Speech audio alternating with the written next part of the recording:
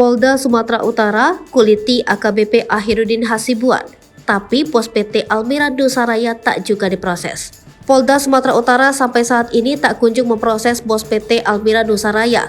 Ada 3 nama yang muncul selama proses penyelidikan berjalan. Mereka adalah Direktur PT Almira Nusaraya bernama Edi, lalu 2 komisarisnya yakni Almira Wijaya Au dan Freddy Siswanto. Sampai saat ini ketiganya yang diduga mengetahui bisnis gudang solar ilegal tak kunjung diproses. Bahkan tidak ada kabar terbaru kapan ketiganya akan diperiksa. Terlebih, Direktur PT Almira Nusaraya bernama Edi sudah menghilang sejak tempat yang diklaim sebagai kantor mereka di Jalan Mustang, perumahan Villa Polonia Indah Medan digerebek dan digeledah polisi. Di sisi lain, AKBP Akhirudin Hasibuan, perwira Polda Sumut yang terlibat bisnis gudang solar ilegal, karirnya terancam tamat setelah dijatuhi sanksi pemecatan tidak dengan hormat usai jalani sidang kode etik. Bukan cuma PTDH saja, AKBP Akhirudin Hasibuan benar-benar dikuliti oleh institusinya sendiri. Ia terancam dimiskinkan dan dipenjara selama 5 tahun.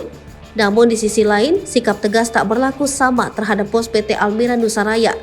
Tak satu pun dari petinggi yang diklaim sebagai pemilik gudang solar ilegal itu diproses hukum layaknya AKBP Akhirudin Hasibuan. Kapolda Sumut Irjen RZ Pancaputra Simanjuntak mengatakan dirinya tengah menelusuri seluruh harta milik AKBP Akhirudin Hasibuan. Berdasarkan penelusuran sementara, motor Harley Davidson yang sering dipamerkan AKBP Akhirudin Hasibuan sudah dijual sejak tahun 2017. Namun, kemana motor mewah itu dijual belum diketahui secara pasti. Hanya saja Panca akan meminta uang hasil penjualan motor Harley Davidson itu guna disita untuk negara. Jenderal Bintang 2 ini mengatakan pihaknya turut berkoordinasi dengan PPATK dan KPK untuk menelusuri aliran uang dan rekeningnya. Selain sepeda motor dan rekening AKBP Akhirudin Hasibuan, Polda Sumut juga telah menyita mobilnya.